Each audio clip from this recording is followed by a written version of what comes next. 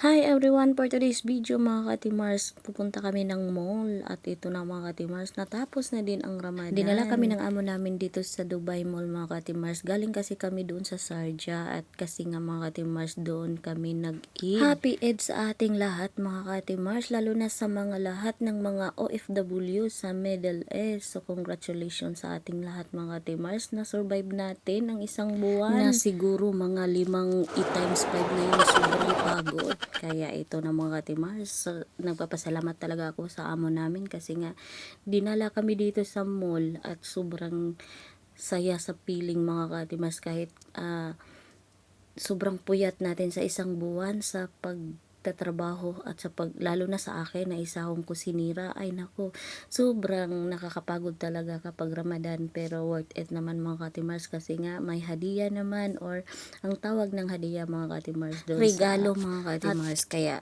ayan, worth it naman ang pagod.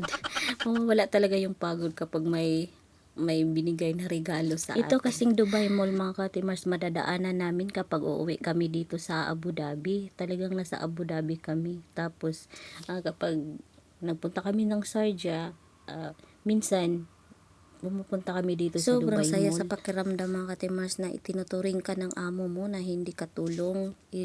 May mga amo talaga na parang itinuturing ka talaga nilang kapamilya. Kaya sobrang swerte namin sa amo namin kasi nga napakabait ng mga amo namin. Sa tatlong bansa na pinupuntahan ko, dito lang talaga ako sa UAE nagkaroon ng napakabait na amo, na para bang mabait din naman yung mga amo ko doon sa Kuwait, sa Saudi. Pero mas ito yung pinakamabait talaga na amo ko kasi nga libre kami lahat, tapos medyo mataas-taas din yung sahod ko bilang kusinira dito. Sa mga hindi nagkaroon ng mabuting employer, wag lang po tayong mawala ng pag-asa kasi nga po ay kapag magkaroon ka ng masamang employer ngayon, malay natin sa susunod na employer mo ay magiging mabait na. Kaya wag lang talaga mawala ng pag-asa mga katimars. Sobrang ganda talaga siya. Ayan no.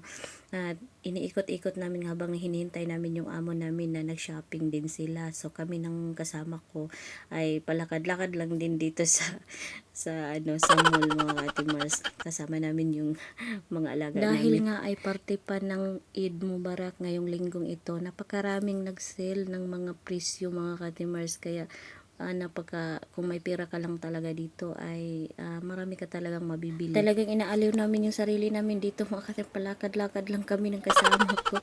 Napakaganda talaga ng Dubai Mall. Ayan, ikot-ikot na kami niyan, pupunta pa, uwi na kami mga tumawag katimars. Yung amo namin mga katimars, doon daw kami maghintay sa baba, sa skating area.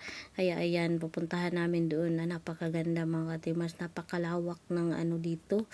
So ayan, papakita ko po sa inyo dyan sa baba. Ayan, meron na pong marami pong naglalaro talaga. Maraming tao talaga dito sa Dubai Mall. Ayan.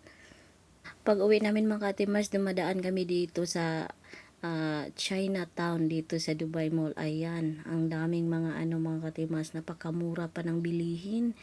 Ayan, napakaganda talaga. Maraming salamat sa inyong panonood guys, sa lahat po ng mga OFW sa buong mundo. God bless sa inyong lahat.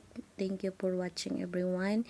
Sa hindi pa nakapag-subscribe, please subscribe to my YouTube channel guys, para updated po kayo sa aking mga video. Maraming salamat. Have a great time. See you for my next video guys. Bye bye.